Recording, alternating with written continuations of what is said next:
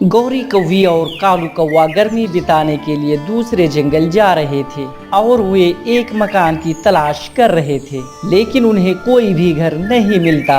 आखिरकार वे माही चील के पास जाते हैं और कहते हैं, किसी पक्षी ने बताया कि माही पक्षी के पास एक घर खाली पड़ा है, इसलिए हम आपके पास आए हैं। हमें एक सुंदर सा घर चाहिए। एक घर खाली है, मैं उसको दिखा देती हूँ। अगर पसंद आए तो तुम दोनों रहने लगना। फिर माही चील गोरी और कौवा को घर दिखाने चला जाता है। घर तो बहुत पुराना था और देखने में बहुत खराब था। ये भी कोई देखने वाला घर है, इससे अच्छा कि हम एक पुरानी हवेली में रह लें। जैसा भी है देख लो, मेरे पास तो सिर्फ यही एक घर बचा है। चील दीदी, घर तो बहुत पुराना है, नए दरवाजा खिड़की लगाना पड़ेगा। खिड़की भी टूटी पड़ी है। इसका किराया सिर्फ 1 दाना देंगे। 1 दाना? कम से कम 10 दाने देने होंगे तुम्हें। रहना है तो रहो, वरना जाओ। महंगाई बहुत बढ़ गई है। नहीं, इस घर में मैं नहीं रहने वाली हूँ। कालू जी चलें। गौरी जी, अच्छा से सोच लो। अगर इस जंगल में रहना होगा तो इसी घर में रहना पड़ेगा। दूसरा घर नहीं मिलने वाला है। अपनी पति की बात सुनकर गोरी रुक जाती है और तभी चील बोलती है, हो गया तुम दोनों का फैसला। लाओ, अब आधा किराया एडवांस लाओ। कालू कौवा अपने बैग में से 5 दाने निकालकर चील को दे देता है। चील वो दाना लेकर वहाँ से चली जाती है और वो दोनों घर के अंदर रहने लगते हैं और उसके पास वाले मकान में रानू चिड़िया रहने लगती है। उसका घर बहुत सुंदर था। एक दिन गोरी और रानू की मुलाकात होती है। हम गोरी कौवी हैं, कल हम यहाँ आए हैं। मुझे मालूम है ये घर बहुत दिनों से खाली पड़ा था। अच्छा हुआ जो तुम दोनों यहाँ आ गए। तुम्हारा घर बहुत सुंदर है, जरूर तुम्हारे पति ने बनाया होगा। नहीं गौरी बहन, ये घर माही चील का है। मैं पिछले 5 सालों से यहाँ रह रही हूँ। कुछ साल पहले मेरे पति टोना की मौत हो गई। अब मैं मेरी बेटी गुड़िया के साथ रहती हूँ। अच्छा, तो चिड़िया चील तो किराया भी ज्यादा लेती होगी। घर भी तो बहुत सुंदर है। नहीं गौरी बहन, माही चील बहुत सुंदर है। वो मुझसे 3 दाने लेती है। 3 दाने? हमसे तो वो 10 दाने लेती है। हाय, हम लूट गए, हम बर्बाद हो गए। हमें तो चील लूट रही है। 3 दाने का नाम सुनकर तो गोरी के होश उड़ जाते हैं। वो भागी भागी अपने पति कालू को ढूंढती है। कालू कौवा नदी पे पानी पी रहा था। गौरी, अब प्यास लग गई तुम्हें? कालू, हम लूट गए, हम तो बर्बाद हो गए। माही चील हमें लूट रही है। हमारे फटे से घर के 10 दाने और पड़ोस रानू चिड़िया से सिर्फ 3 दाने। गौरी, तुम्हें कैसे पता चला कि 3 दाने लेती है? मैंने रानू चिड़िया से बात की जो उसके घर में रहती है। ठीक है, आने दो उस चील को। मैं तो उसे फालतू का 1 दाना भी नहीं दूंगा। इस तरह से कुछ दिन बीत जाते हैं। माही चील किराया लेने कौवा के पास आती है। कौवा और गौरी, पूरा 1 महीना तो हो गया है। आधा किराया तो मिला। आधा किराया के 5 दाने दे दो। किस बात के 5 दाने? मैं नहीं दूंगा। वो चिड़िया तो अच्छे घर में रहती है, फिर भी किराया बस 3 दाने। आखिर मैं क्यों 10 दाने दूं तुम्हें? मैं तुम अभी नए नए आए हो और वो चिड़िया 5 सालों से रह रहा है। उस बेचारे का तो पति भी मर गया, इसीलिए मैं उस पे दया करती हूँ। उसकी छोटी सी बेटी है। अगर उसकी जगह कोई और होता तो 10 ही दाने लेता। कुछ भी हो, लेकिन मैं 10 दाने नहीं दूंगी। नहीं दोगे तो अभी के अभी मेरे घर से निकल जाओ। मुझे कोई गर्ज नहीं है। ऐसा बोलकर माही चील वहाँ से चली जाती है और कौवे तो सोचे जा रहे थे, हम दें 10 दाने और वो चिड़िया 3 दाने। वो रानू चिड़िया तो बहुत मजे से रह रही है। गौरी, तुम चिंता मत करो, हम उस चिड़िया को यहाँ से भगा देते हैं। ये बात कालू कौवा को अच्छा लगता है। जब रानू चिड़िया अपने बेटी के साथ घर से बाहर गई हुई थी तो कालू कौवा चिड़िया के घर में आग लगा देती है और गोरी कौवी भागी भागी माही चील को बुला लाती है। देख लो चील दीदी, आपके घर में आग लगाकर चिड़िया पता नहीं कहाँ कहाँ घूम रही है। गोरी कौवी चील के बारे में बुरा भला कहती है। कुछ देर के बाद रानो चिड़िया वहाँ आती है। आग आग, ये आग कैसे लगी? मेरे घर में मेरा सामान जल रहा है।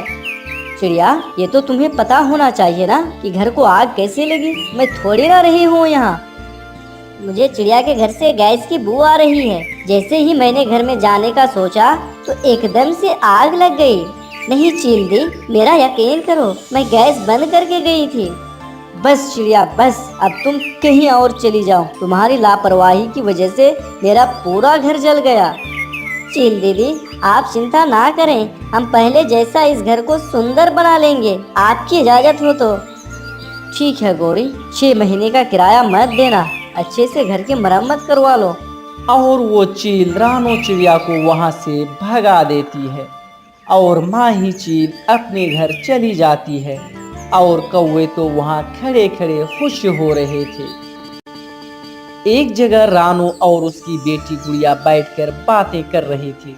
अब हम कहाँ जाएंगे? हम कितने खुशहाल थे, अब मुझे बहुत भूख लगी है। बेटी तुम चिंता ना करो, मैं नए घर का इंतजाम कर लूंगी। अब यहीं बैठे रहना, कहीं नहीं जाना। फिर रानो चिड़िया धूप में अपने घर की तलाश में निकल जाते हैं। उसकी बेटी धूप में बैठी हुई थी। अचानक मौसम बदल जाता है और बारिश होने लगती है। बिना मौसम के बारिश से उसे बुखार हो जाता है। पहले कड़ी धूप और फिर बारिश। पहले कड़ी धूप और फिर बारिश। मेरी बेटी तो बीमार हो गई, अब क्या करूं? मम्मा, अब मुझे ठंड लग रही है, जल्दी कुछ करें। ऐसा बोलते हुए गुड़िया अपनी आंखें बंद कर लेती है। तभी रानो चिड़िया बारिश से बचने के लिए हरी घास का घर बनाती है और अपनी बीमार गुड़िया को उस घर में लेकर जाती है। कालू जी, बाहर कितनी बारिश हो रही है। अच्छा किया जो चिड़िया के घर में आग लगा दी और चिड़िया को भगा दिया, वरना उस घर की तो छत भी टूटी हुई थी। हाँ गौरी, अब हम बारिश में भीग रहे होते। कालू और गोरी चिड़िया के घर में ऐसे बातें कर रहे थे कि माँ ही चील घर के बाहर गोरी और कालू की सारी बातें सुन लेती है। फिर वे घर के अंदर जाती है। तुम दोनों ने कैसे आग लगाई मेरे घर में? अच्छा रुको, मैं तुम दोनों को बताती हूँ। फिर माँ ही चील दोनों कौवों को मार मार कर भगा देती है और रानो चिड़िया को ढूंढने लगती है। वो ढूंढते ढूंढते चिड़िया के घास घर में पहुंच जाते हैं। चील दीदी बोले कैसे आना हुआ? रानो चिड़िया, मुझे माफ कर दो, मैं उन बुरे कौवों की बातों में आ गई थी। अब घर चलो, गुड़िया बेटी को मैं इलाज करा दूंगी, इसे तो सर्दी गर्मी वाला बुखार है। फिर रानो चिड़िया चील के साथ अपने घर में वापस चली जाती है और चील अपने हाथों से गुड़िया को दवा पिलाती है और गुड़िया स्वस्थ हो जाती है। बारिश का मौसम था। गोरी कौवी टूनी चिड़िया के घर के बाहर गोरी कौवी बारिश में भीगती हुई चिड़िया को आवाज देती है। चिड़िया चिड़िया, जल्दी दरवाजा खोलो, मैं बारिश में भीग रही हूँ। चिड़िया जल्दी से दरवाजा खोलती है और गोरी कौवी को घर के अंदर लेकर जाती है। गोरी बहन, क्या हुआ जो आप इतनी बारिश में भीगते हुए मेरे पास आई? चिड़िया, उस दुष्ट कालू से झगड़ा करके उस कालू ने दरवाजा बंद कर लिया और मुझे बारिश में भीगते हुए यहाँ आना पड़ा। गोरी, कालू, आप दोनों बहुत शरारती हो, आप यहाँ रुको, मैं कुछ समय में आती हूँ। ऐसा बोलकर चिड़िया जाती है कि गोरी कौवी की नजर चिड़िया के दाने पर थी। वो तुरंत दाने लेकर अपने घर भाग जाती है। दुष्ट गोरी दाना लेकर भाग गई। रुको, मैं तुम्हें छोड़ूंगी नहीं। गोरी आगे आगे भाग रही थी और चिड़िया उसके पीछे पीछे। और उधर कालू कौवा दरवाजा खोले गोरी के आने का इंतजार कर रहा था कि तभी गोरी पहुंच जाती है और वो तुरंत से घर के अंदर चली जाती है और अंदर से घर का दरवाजा बंद कर देती है। दुष्ट गोरी, दरवाजा खोलो और मेरा दाना वापस करो। मैंने बारिश के लिए दाना इकट्ठा किया था, आप मेरा दाना नहीं खा सकते, मेरा दाना वापस करो। टोनी चिड़िया, अब तो दरवाजा दाना खत्म होने के बाद ही मिलेगा। अगर तब तक इंतजार करना है तो कर लो। टोनी चिड़िया, आप घर चली जाएं। ये दाना तो 4-5 दिनों में खत्म होगा।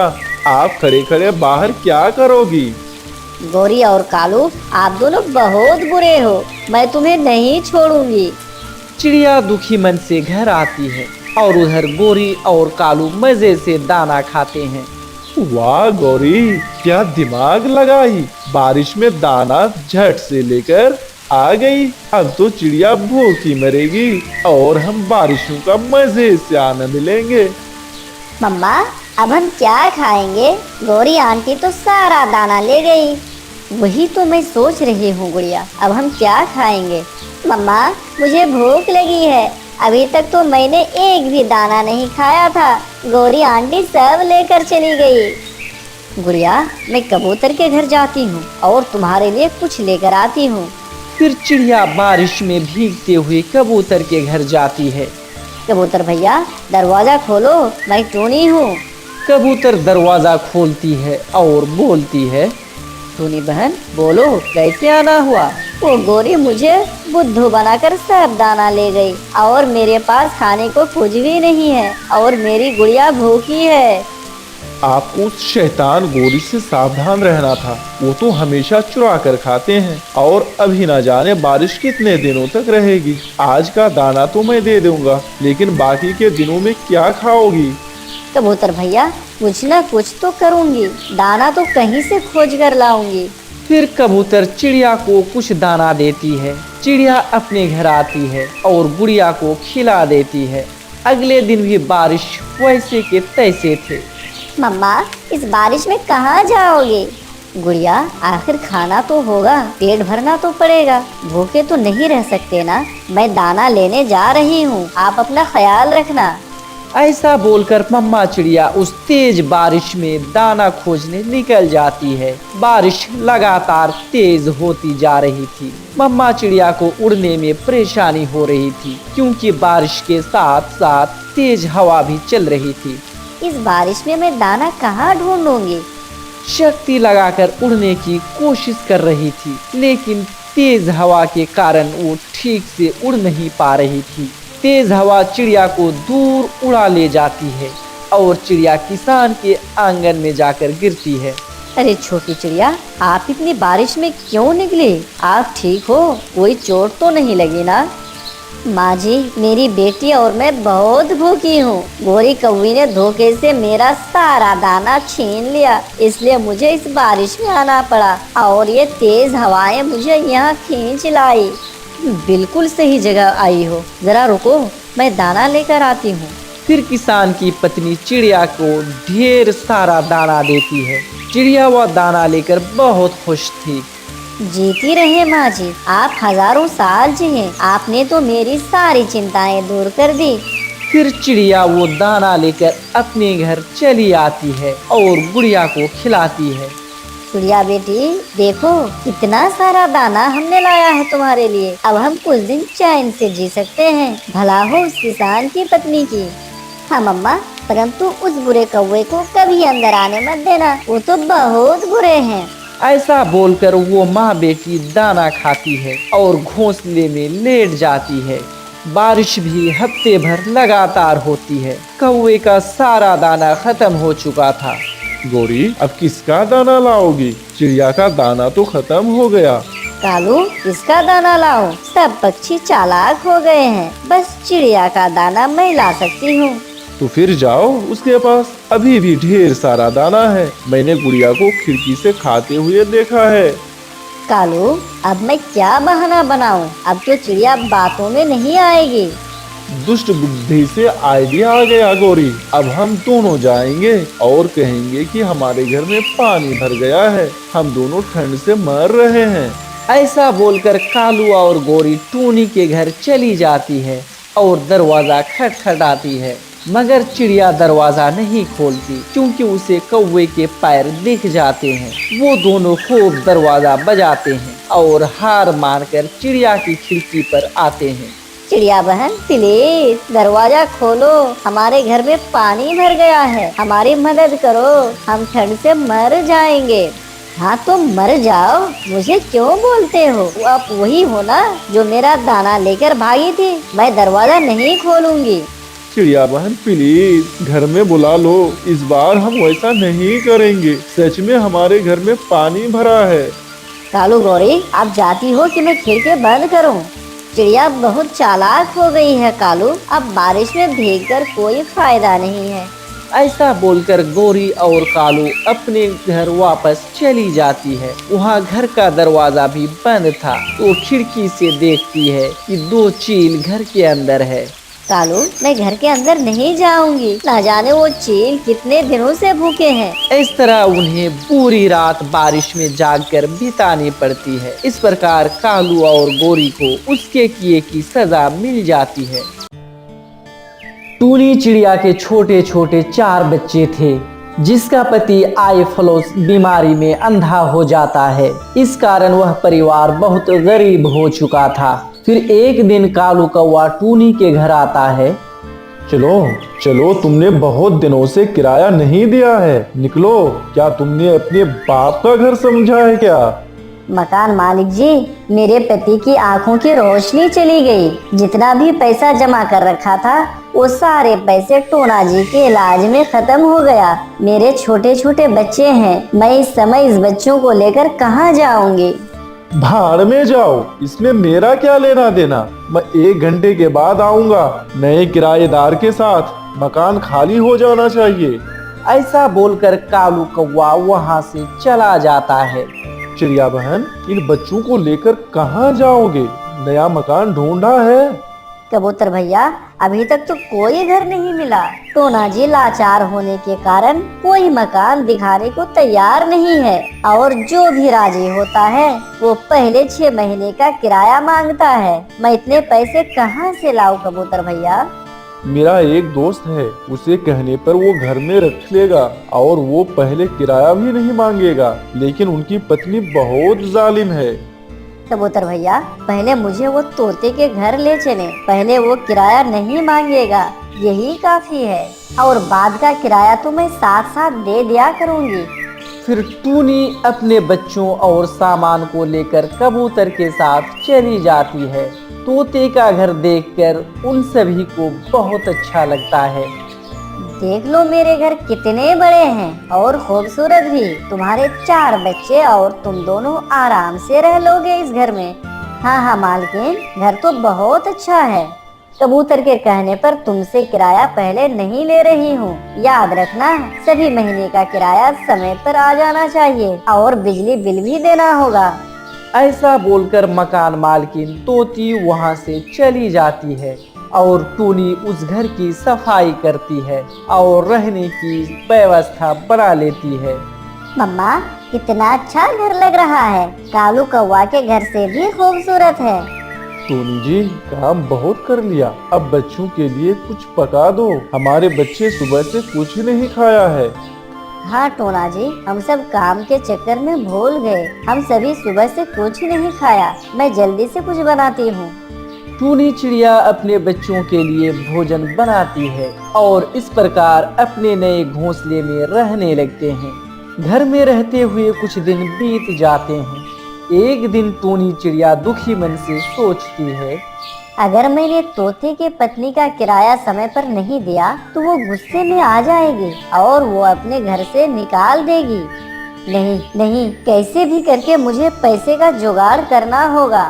टूनी चिड़िया ऐसे सोच रही थी कि तभी चिड़िया का ध्यान एक बूढ़ी पक्षी पर जाता है जो उसे बुला रही थी। बेटी, सुबह से मेरी बोहनी नहीं हुई, क्या तुम मेरी बोहनी करा दो? लो, एक प्लेट सिर्फ 50 रुपए की है। जी माफ करना, मैं आपके पकोड़े नहीं खा सकती, मेरे पास पैसे नहीं है। फ्री में पकोड़ा खा ले, अभी तो तुम्हें भूख लगी होगी, या फिर तेरे पैसों के साथ साथ तेरी भूख भी खत्म हो गई। फिर वो बूढ़ी पक्षी एक प्लेट पकोड़े टूनी चिड़िया के सामने रख देती है। फिर देखते ही देखते ग्राहकों की लाइन लग जाती है। वहाँ पर ही उस बूढ़ी पक्षी के सारे पकोड़े वहाँ पर बिक जाते हैं। ये सब टूनी चिड़िया देख रही थी। दादी जी, मुझे भी पकोड़े का काम करना है। मेरे छोटे छोटे 4 बच्चे हैं और उनके पिता अंधे हैं। मुझे अपने परिवार के लिए ये काम जरूर करना है। हाँ हाँ बेटी, ये लो पानी पी लो। मैं पकोड़े बनाने के पूरे नियम बताऊंगी। ऐसे वो बूढ़ी पक्षी टूनी चिड़िया को पकोड़े बनाना सिखा देती है। दूसरे दिन टूनी चिड़िया अपने घर पर वैसे ही पकोड़े बना लेती है और उन्हें टोकरी में लेकर बेचने चली जाती है। पकोड़े ले लो, गरम गरम स्वादिष्ट पकोड़े ले लो। अरे पकोड़े वाले, एक प्लेट पकोड़े दे दो, देखने में तो बहुत ही स्वादिष्ट लगता है। तभी टूनी चिड़िया उन्हें एक प्लेट पकोड़े दे देती है और वे पैसे देकर वहां से चला जाता है। और टूनी चिड़िया वहीं बैठकर सारे पकोड़े बेच देती है। तभी थोड़ी थोड़ी कमाई होने लगी थी और टूनी घर पहुंच जाती है।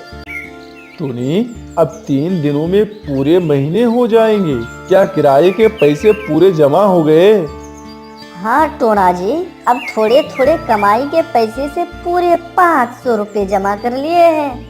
लेकिन पूरे महीने का किराया तो 1000 रुपए है और बिजली बिल के 200 रुपए। लेकिन अभी पूरे 3 दिन बाकी है। मुझे उम्मीद है कि 3 दिनों में अच्छे कमाई हो जाएंगे। आप चिंता ना करें। ऐसे टूनी चिड़िया हर दिन की तरह पकोड़े लेकर बेचने चली जाती है। जाते ही वहाँ ग्राहक पक्षियों की भीड़ लग जाती है। जल्दी जल्दी वो सबके लिए पकोड़े बनाती है कि अचानक मौसम बिगड़ जाता है और जोर जोर से बारिश होने लगती है और सभी पक्षी अपने अपने घरों को भाग जाते हैं। क्या इस बारिश को भी अभी आना था? सारे ग्राहक चले गए, मुझे भी घर जाना होगा। मेरे पकोड़े तो बारिश में भीग रहे हैं। तभी टूनी चिड़िया भी बारिश में भीगते हुए घर चली जाती है। बारिश पूरे दिन होती है और चिड़िया के पकोड़े नहीं बिक पाते। मम्मा, आज तो पूरे पकोड़े नहीं बिके। हाँ मेरे बच्चों, मैं तो पकोड़े बेच रही थी कि तभी बारिश होने लगी। माँ, अगर कल भी बारिश नहीं रुकी तो कल भी पकोड़े बेच नहीं पाओगी। नहीं मेरे बच्चे, ऐसा ना बोलें। भगवान करे कल का मौसम साफ हो और कल मैं पकोड़े बेच पाऊँ। ऐसे बातें कर वो सब सो जाते हैं। अगले सुबह मौसम वैसे ही था, बारिश हो रही थी। मम्मा, कल तोते अंकल बोल रहे थे कि बारिश 1 हफ्ते तक रहेगी। 1 हफ्ता? 1 हफ्ता तो बहुत दिन है। वैसे तो जो पैसे जमा है वो भी खत्म हो जाएंगे। मुझे कैसे भी करके पकोड़े बेचने ही होंगे। तभी टूनी चिड़िया परेशान होकर पकोड़े लेकर घर से बाहर निकल जाती है, मगर उसे कोई ऐसा जगह नहीं मिली जहां वो अपने पकोड़े बेच पाए। फिर अचानक टूनी को ख्याल आता है, क्यों ना मैं पत्तों का एक ढाबा बना लूं, जैसे पहले पक्षी करते थे। हाँ, यही ठीक रहेगा। मैं ऐसा ही करती हूँ। ऐसा सोचकर टूनी चिड़िया कुछ पत्ते इकट्ठा करती है और एक सुंदर सा ढाबा तैयार कर लेती है और वो घर चली जाती है। बच्चों, मैंने एक पत्तों का सुंदर सा ढाबा बना लिया है। अब वहाँ सभी ग्राहक पक्षी आराम से बैठकर खा पाएंगे। सच में माँ, आपने पत्तों को ढाबा बना लिया। मैंने तो किताबों में पढ़ा था। हम सब आपके साथ चलते हैं और पत्तों का ढाबा देखते हैं। फिर टूनी चिड़िया अपने बच्चों के साथ पकोड़े लेकर ढाबे में चली जाती है। बारिश में ढाबे से गरम गरम पकोड़े की खुशबू दूर तक जाती है। कुछ ही देर में टूनी के ढाबों में भीड़ लग जाती है और टूनी चिड़िया सभी को जल्दी जल्दी से पकोड़े देती है। मम्मा, हमारे सारे पकोड़े खत्म हो गए और ये देखो पूरे 500 रुपए की कमाई है। हाँ मेरे बच्चों, हम सब घर जाकर फिर से पकोड़े बनाकर लाएंगे। इस बारिश के मौसम में खूब कमाई होगी। फिर टूनी चिड़िया ढेर सारे पकोड़े बनाकर लाती है और पत्तों के ढाबे में सभी पक्षियां शौक से खाते हैं। इस तरह टूनी चिड़िया की कमाई बहुत अच्छी हो जाती है और टूनी का पत्तों का ढाबा फेमस हो जाता है। फिर वो खुद का घर भी ले लेती है और अपने बच्चों के साथ खुशी खुशी रहने लगती है। सुंदरवन के जंगल में सभी पक्षियां एक आशियाने में रहा करते थे। उस आशियाने से कुछ ही दूरी पर एक दुष्ट चील एक गुफा में रहा करता था और उस दुष्ट चील से सभी पक्षियां परेशान हो चुके थे। एक दिन कबूतर अपने बच्चे से कहते हैं, देखो बच्चों, हम भोजन लाने जा रहे हैं। तुम लोग अपने घोंसले में पत्तों से छुप जाना। चाहे कोई कुछ भी क्यों ना बोले, लेकिन घोंसले से बिल्कुल भी बाहर मत निकलना। ठीक है मम्मा, मैं किसी के कहने पर घोंसले से बिल्कुल बाहर नहीं निकलूंगी, लेकिन तुम जल्दी आ जाओगी ना अम्मा? हाँ मेरे बेटे, मैं जल्दी आ जाऊंगी। ओहो, भूख भी लग रही है और इस अंडे को छोड़कर भी तो मैं नहीं जा सकती, नहीं तो वो दुष्ट चील मेरे अंडे को खा जाएगा। अब मैं क्या करूं? हाँ, मैं इन अंडों को पत्तों से छुपा कर रख देती हूँ ताकि वो दुष्ट चील को पता ही नहीं चले कि इसमें कोई अंडा भी है।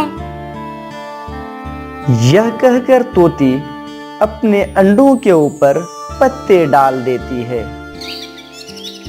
अरे बाप रे, बच्चे भूख से तो बेहाल हो रहे हैं, लेकिन अगर ऐसे में बच्चों को छोड़कर चली जाऊंगी तो चील तो इनका आसानी से शिकार कर लेंगे। एक काम करती हूँ, मैं अपने बच्चे को इस झाड़ी में छुपा देती हूँ ताकि दुष्ट चील की नजर मेरे बच्चे पर ना पड़े। ये कहकर बुलबुल चिड़िया एक एक करके अपने बच्चे को घोंसले से निकालकर झाड़ी में छुपा देती है। ओहो, मैं क्या करूं? मेरे बच्चे तो भूख से परेशान हो रहे हैं और मैं बच्चे को छोड़कर दुष्ट चील के कारण जा भी नहीं सकती। ओहो, अब मैं क्या करूं?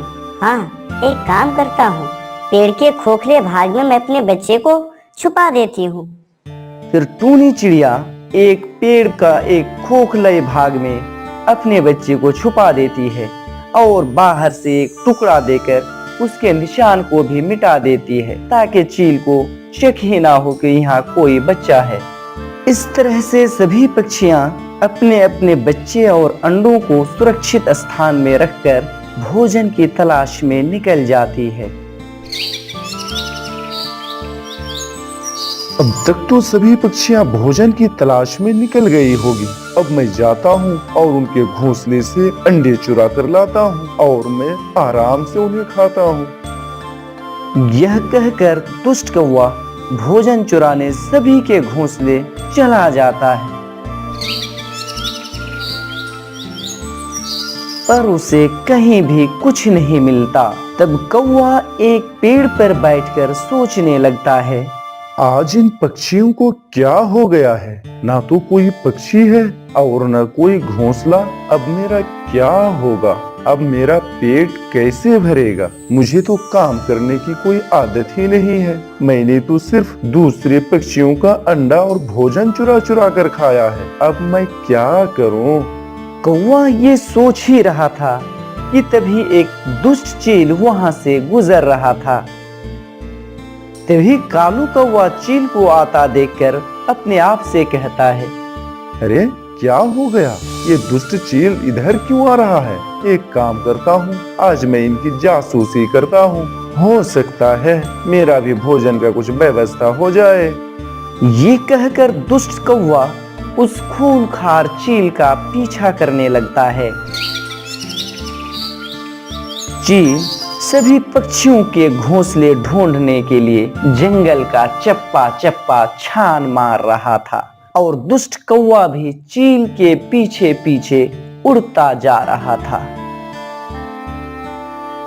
कुछ देर के बाद चील एक डाली पर बैठे बैठे सोचने लगता है। कौवा भी दुष्ट चील की बातें सुनने के लिए एक झाड़ी पर बैठकर छुप जाता है और दुष्ट चील की सारी बातें सुनने लगता है।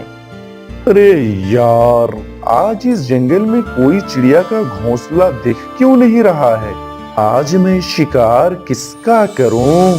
यह कहकर चील वहां से चला जाता है और कौवा वहीं छिपकर बैठा रहता है।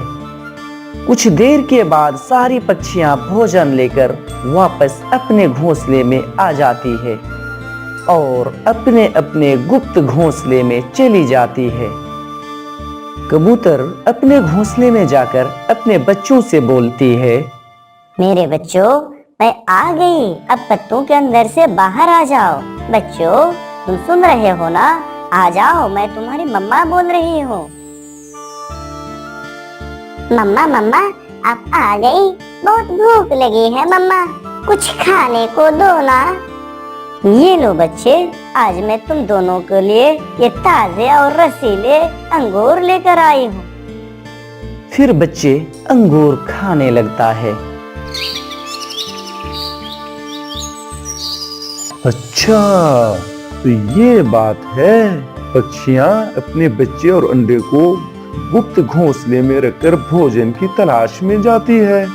अब मुझे इसकी राज का भी पता चल गया है। अब देखो पक्षियों, मेरा नाम भी दुष्ट कालू कौवा है। अब देखना मेरा कमाल। यह कहकर दुष्ट कौवा कबूतर के पास जाता है और कहता है, कबूतरी बहन, ओ कबूतरी बहन, आज मेरे पेट में दर्द कर रहा था, इसलिए भोजन लाने नहीं जा सका। कुछ खाने दो ना। कालू भैया, आज मुझे बस थोड़ा सा ही भोजन मिला था, वो मैं अपने बच्चे को दे दिया, वो खा लिया। तुम एक काम करो कालू भैया, तुम तोती बहन के पास चले जाओ। उसका बच्चा भी नहीं है और हो सकता है भी उसके पास भोजन है। तुम जल्दी से उसके पास चले जाओ। लेकिन दीदी, मैं उसका घोंसला तो जानता ही नहीं हूँ। सामने जाके बाएं तरफ एक पेड़ में उसका घोंसला मिलेगा, उसी में उन्होंने अपने अंडे को पत्ते से छुपा के रखा है। ये सुनकर दुष्ट कौवा तोती के घोंसले में चला जाता है। तोती बहन, आज मेरा सर दर्द कर रहा था, इसलिए भोजन लाने नहीं जा सका। मुझे बहुत भूख लगी है तोती बहन, कृपया मेरी कुछ मदद कर दो। तोती बहन, मुझे कुछ खाने दो, भूख से मेरी हालत खराब हो रही है। कालू भैया, आज मैं सिर्फ एक ही अमरूद लाई थी और तो मैं खा गई। तोती बहन, एक बात तो मेरी समझ में नहीं आ रहा है। सारी पक्षियां अपना घोंसला गुप्त स्थान में क्यों बना रखी है? पहले तो ऐसा कुछ भी नहीं था। अरे कालू भाई, तुमको नहीं मालूम, इस जंगल में एक खूंखार चील आया है और जब हम सभी पक्षियां भोजन की तलाश में जाते हैं तो वो खूंखार चील आकर हमारे अंडों और बच्चों को खा जाता है। ओहो, तो ये बात है। ये कहकर दुष्ट कौवा वहां से चला जाता है और एक बड़े पेड़ पर बैठकर सभी पक्षियों के गुप्त घोंसले के बारे में पता लगा लेता है। अरे वाह, अब तो मजा आ जाएगा। मुझे पक्षियों के सारे गुप्त घोंसले के बारे में पता चल गया है। कल जब सारी पक्षियां भोजन की तलाश में निकल जाएगी तो मैं उसका अंडा, छोटे छोटे बच्चे सब खा जाऊंगा। यह कहकर कौवा वहां से चला जाता है। दूसरे दिन सभी पक्षियां जब भोजन की तलाश में निकल जाती है तब कालू कौवा बोलता है, आज तो मजा ही आ जाएगा। सभी पक्षियों का घोंसला तो पहले से ही देख रखा है। अभी मैं जाऊंगा और जो भी मिलेगा, अंडा, भोजन, बच्चा, उसे मैं चट कर जाऊंगा। यह कहकर कौवा कबूतर के घोंसले में चला जाता है। ऐ कबूतर के बच्चे, आज तो तुझे मैं बहुत चाव से खाऊंगा। ये कहकर दुष्ट कौवा कबूतर के बच्चे पर हमला कर देता है। तभी एक छोटा सा बच्चा उड़कर नीचे आ जाता है। बचाओ बचाओ, मम्मी मुझे बचाओ, तुम कहाँ चली गई हो? बचाओ बचाओ मम्मा, मुझे बचाओ, नहीं तो ये दुष्ट चील मुझे खा जाएगा। बचाओ, अरे कोई तो मुझे। हाँ मामा जी, हमने और टोनी चिड़िया ने आज ही अपना घर मुकम्मल किया है। वो सामने वाले पेड़ पर किसका घर है कालू? वो टोनी चिड़िया का पेड़ है मामा जी। अरे बेवकूफ, वो टोनी चिड़िया ने जिस पेड़ पर अपना घर बनाया है उसमें तो मीठे मीठे आम लगेंगे, और तुमने जिस पेड़ पर अपना घर बनाया है इसमें तो खट्टे नींबू लगेंगे। नींबू, एक काम करो, तुम टोनी चिड़िया से उसका घर ले लो, टोनी अभी मान जाएगी। ठीक है मामा जी, मैं ऐसा ही करूँगा। ये कहकर कालू कौवा के मामा जग्गू कौवा वहां से चला जाता है और टूनी चिड़िया अपने आप से कहती है, मैंने तो पानी पी लिया, अब मैं इस मटके में पानी भरकर कालू कौवा के लिए ले जाती हूँ। फिर टूनी चिड़िया मटके में पानी भरकर वहां से कालू कौवा के पास आ जाता है। फिर कालू कौवा कहता है, टूनी, तुम अपना घर मुझे दे दो और मेरा घर तुम ले लो, मुझे तुम्हारा घर बहुत पसंद है। टूनी कालू कौवा की शातिर दिमाग को नहीं समझ पाती है और कहती है, ठीक है कालू भैया, कोई बात नहीं, तुम मेरा घर ले लो और तुम्हारा घर मुझे दे दो।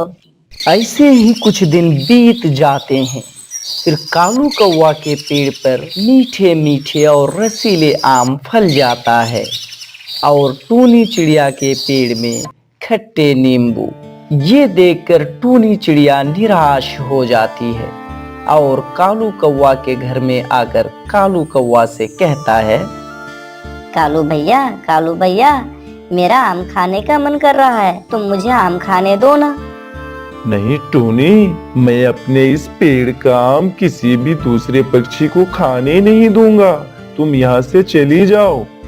अच्छा, अब मैं समझी, अगर तुम मुझसे मेरा पेड़ ना लिए होते तो मैं तो आराम से इस आम को खाता, लेकिन कोई बात नहीं, तुम अगर मुझे आम खाने ना दो तो ऊपर वाला मुझे कहीं ना कहीं तो आम खाने देगा ही। ये कहकर टूनी चिड़िया वहां से रवाना हो जाती है। एक पेड़ के नीचे तोता और तोती बैठे बैठे आपस में बातें कर रही थी। तोता जी, मेरा आम खाने का मन कर रहा है। हाँ, हमने जंगल के उस पार देखा है कि एक आम का पेड़ है, वहाँ चलते हैं और आम खाते हैं। फिर तोता और तोती वहां से चला जाता है और कालू कौवा के आम के पेड़ पर बैठकर आम खाना शुरू कर देता है। ये सारी बातें आम खाते वक्त दोनों कर ही रहे थे कि कालू कौवा खिड़की के अंदर से देख लेता है कि तोता और तोती उसके पेड़ पर बैठे बैठे आम खा रहा है। तभी कालू कौवा डंडा लेकर जाता है और कहता है, भागो यहाँ से, तुम दोनों भागो, यहाँ आम क्यों खा रहे हो? कालू जी, मेरा भी आम खाने का मन कर रहा था, इसीलिए मैंने सोचा चलो आम खाते हैं। तुम्हारे बाप के नहीं है ये आम, तुम यहाँ से भागते हो कि नहीं? नहीं तो मैं लाठी से तुम्हारे पंख तोड़ दूंगा। हाँ। तभी डर के मारे तोता और तोती वहां से चले जाते हैं। इधर टूनी चिड़िया वहां से बहुत दूर जाकर एक पेड़ में बैठ जाती है और देखती है कि किसान की पत्नी नींबू निचोड़कर शरबत बना रही है। तभी टूनी कहती है, अरे ये किसान की पत्नी इस नींबू से क्या बना रही है? ये तो खट्टे हैं, नींबू भी भला किसी काम के होते हैं। मैं भी जाती हूँ, जाकर आंटी जी से पूछती हूँ। आंटी जी, ये नींबू से आप क्या बना रहे हैं? ये भी कोई काम की चीज है? हाँ टोनी, क्यों नहीं, ये नींबू का रस है, इसके रस को पानी में मिलाकर पियो, जिससे तुम्हारे शरीर की गर्मी दूर हो जाएगी। आंटी जी, मेरा आम का पेड़ था, वो शातिर कौवा ने मुझे धोखा देकर मुझसे मेरा पेड़ छीन लिया और मुझे बदले में ये खट्टा नींबू का पेड़ दे दिया। कोई बात नहीं टोनी, तुम ये शक्कर मुझसे लेकर जाओ और तुम इसका जूस बनाकर बेचना। देखना कालू कौवा तुम्हें आम देने के लिए फिर परेशान हो जाएंगे। फिर टूनी चिड़िया किसान की पत्नी से शक्कर लेकर उसका शुक्रिया अदा करते हुए वहां से चली जाती है और अपने घर के सामने एक पेड़ के नीचे नींबू पानी का एक ठेला लगाती है। फिर टूनी चिड़िया कहती है, ले लो ठंडे ठंडे नींबू पानी ले लो। टूनी की ये बात सुनकर जंगल के बहुत सारे पक्षियां आती हैं और बारी बारी नींबू पानी पीती है और कहती है, अरे टूनी बहन, तुमने कितना शानदार नींबू पानी बनाया है। इससे पहले तो हमने कभी ऐसा नींबू पानी नहीं पिया है। पक्षियों के शोर से कौवा भी वहां पहुंच जाता है। इतने में चाचा छमछम बहुत सारे आम लेकर आते हैं और कहते हैं, टोनी, तुम मुझे नींबू पानी पिलाओ, मैं गर्मी से परेशान हो रहा हूँ और ये आम तुम पक्षियों को मैंने देने के लिए आया है, तुम ये आम खा लो। टोनी, मुझे भी ये नींबू पानी दो ना। तुझे कुछ शर्म भी है कि नहीं दुष्ट कौवे? तुमने तो धोखा देकर टोनी से आम का पेड़ छीन लिया और तुम कह रहे हो कि नींबू पानी दो। चल भाग यहाँ से। तभी दुष्ट कौवा वहां से चला जाता है। बारिश का समय आ गया था। प्रत्येक दिन बारिश हो रही थी। कभी सुबह तो कभी शाम को जंगल में बारिश हो रही थी। तो ऐसे बारिश में चिड़ियाओं को बहुत कठिनाइयों का सामना करना पड़ता। तभी गोरी का बेटा जग्गू रोते हुए बोलता है, मम्मा, मुझे भूख लगी है, मैं भूखा नहीं सो सकता। मम्मा, मुझे कुछ खाने को दो ना। चुप करो जग्गू, मैं दिखाई नहीं देता? बाहर बहुत तेज बारिश हो रही है। ऐसे बारिश में मैं दाना कहाँ से लेकर आऊँ तुम्हारे लिए? हाँ कालू जी, वो 3 दिन से भूखा सो रहा है। आप इस तरह जग्गू को ना डांटें। आप कैसे भी करके कुछ दाना लेकर आएं। गोरी, पूरे जंगल में पानी भरा पड़ा है। कल मैं गया था, सड़ा गला दाना भी नहीं मिलता। मैं कहाँ से लेकर आऊँ दाना? आप रहो घर पर, मैं जाती हूँ, कुछ न कुछ मेरे बच्चों के लिए लेकर आती हूँ। गोरी, जरा सावधानी से जाना। ऐसे बारिश में चील अपना शिकार ढूंढते हैं। अब मरूं या बचूं, चाहे कुछ भी हो जाए, मैं ऐसे बच्चों को भूखा नहीं देख सकती हूँ। फिर गोरी अपने जान को जोखिम में डालकर तेज बारिश में निकल जाती है और इधर चिड़िया के बच्चे भी भूख से तड़प रहे थे। मम्मा मम्मा, भैया को देखो, भूख की वजह से कैसे चक्कर खाकर गिर गए हैं। आप जल्दी करें। ऐसे मम्मा चिड़िया भागे भागे बारिश में कुक्कू के पास जाती है और बारिश की बूंदें उसके मुंह पर डालती है और कुक्कू धीरे धीरे अपनी आंखें खोलता है। कुक्कू बेटा, आप ठीक तो हो ना? हाँ मम्मा, थोड़ा सा चक्कर आ गया था। आप चिंता ना करें, मैं ठीक हो जाऊंगा मम्मा। भाई, आपको चक्कर भूखा रहने की वजह से हुआ है, लेकिन मम्मा क्या करें, बारिश की वजह से कोई अनाज भी नहीं मिल रहा है। गुड़िया बेटी, आप भाई के पास रहें, मैं बाहर जा रही हूँ। कहीं ना कहीं से भोजन लाना ही होगा, वरना मेरा कुक्कू मर जाएगा। नहीं मम्मा, मैं भूखा रह जाऊंगा, आप बाहर ना जाएं। कल बुलबुल दाना की खोज में गई, कल उसे चील पकड़ कर ले गई। कुक्कू, मुझे कुछ नहीं होगा। ऐसा बोलकर मम्मा चिड़िया बारिश में भोजन की खोज में निकल जाती है। बाहर तेज बारिश हो रही थी। आसमान में काले काले बादल छाए हुए थे। मम्मा चिड़िया को ठीक से कुछ भी दिखाई नहीं दे रहा था। दूसरी तरफ बारिश में गोरी भीगते हुए बोलती है, ये डंडा मैं उठा लेती हूँ, अगर कहीं चील आ गए तो मैं इसी डंडे से पिटाई करूँगी। फिर गोरी कौवी उस डंडे को लेकर चली जाती है और भूखा चील पत्ते में छिपा हुआ था और भूखी चील की नजर उस टूनी चिड़िया के ऊपर जाती है। आ गया, शिकार आ गया। छोटी चिड़िया को पकड़कर ले जाऊंगा। मेरी पत्नी इसे खाकर बहुत खुश हो जाएगी। और टूनी चिड़िया उसके नजदीक है। इतनी समय से उड़ उड़ कर मेरे पग भी दुखने लगी। अब कितनी दूर जाना पड़ेगा। गोरी कौवी ऐसा बोलकर रुक जाती है। चिड़िया देखो, ये कुछ नए बांस उगे हैं, इन्हें हम खा सकते हैं। ये क्या बोल रही हो? भला बांस भी कोई खाने की चीज है? अरे हाँ हाँ, बचपन में मैं जब छोटी थी तो मेरी मम्मा बांस खाया करती थी और हमें भी खिलाती थी। ये खाने वाले बांस है। फिर गोरी कौवी 2-3 बांस तोड़ लेती है और चिड़िया भी 4-5 बांस तोड़ती है और वो दोनों अपने जंगल आने लगती है। गोरी कौवी बांस के छोटे छोटे टुकड़े करके जग्गू को खिलाती है। लो जग्गू, ये खा लो, और चिड़िया तुम भी खा लो। इसका स्वाद बाकी चीजों से हटके है। पता नहीं गोरी, तुम अब क्या क्या खिलाओगी, अब खा कर देखती हूँ। फिर टूनी चिड़िया भी बांस का टुकड़ा खाने लगती है। उसे खाकर तो बहुत स्वादिष्ट लगता है। गौरी, तुमने तो सही कहा, ये बांस तो खाने में बहुत ही स्वादिष्ट है। इसका स्वाद भी अच्छा है, हम इसे खा सकते हैं। फिर टूनी चिड़िया बांस लेकर घर आती है और दोनों बच्चों को खिला देती है। अब बच्चों का पेट भर गया था। मम्मा, मैं पहली बार बांस खाया हूँ, इनका स्वाद तो बहुत अच्छा है। मम्मा, आप तो खिचड़ी बनाकर खिलाती हो, अगर इस बांस को छोटे करके इसकी खिचड़ी एक बार खिला दें तो बहुत ही स्वादिष्ट लगेंगे। हाँ बेटी, तुमने एकदम सही पहचाना। अच्छा, मैं बनाती हूँ। फिर अगले दिन चिड़िया सोच विचार करके बांस के पकोड़े तल देती है। मम्मा, ये तो बहुत स्वादिष्ट है, मुझे बांस के पकोड़े और दो, और खाऊंगा मम्मा। चिड़िया बांस के ढेर सारे पकोड़े बनाती है और अपने बच्चों को खिलाती है और कुछ पकोड़े गोरी के घर देती है। वे सभी मिलकर खाती है और उन्हें भी पकोड़े बहुत स्वादिष्ट लगते हैं। अरे वाह चिड़िया बहन, आपने तो बांस के ही पकोड़े बना डाले। ये इस मौसम में बहुत स्वादिष्ट है, इसे खाकर तो पेट भर जाएगा।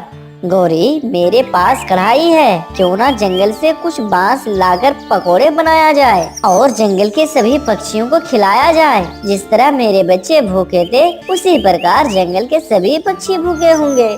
ठीक कहा चिड़िया, मैं भी जाऊंगा तुम दोनों के साथ बांस लाने। वैसे दूसरे पक्षियों की मदद करना बहुत अच्छी बात है। ऐसे बातें कर वे तीनों बांस के जंगल चले जाते हैं और वहाँ से काफी सारे बांस लाते हैं और चिड़िया अपने घर में बांस के पकोड़े बनाती है और कालू गौरी घर के बाहर भूखे पक्षियों को पकोड़े बांटते हैं। दे दो मुझे, और दे दो, मेरी पत्नी और मेरे बच्चे भूखे हैं। हाँ मिट्ठू तोते, ये लो, पूरे 3 प्लेट ले जाओ और पेट भरकर खिलाओ अपने पत्नी बच्चों को।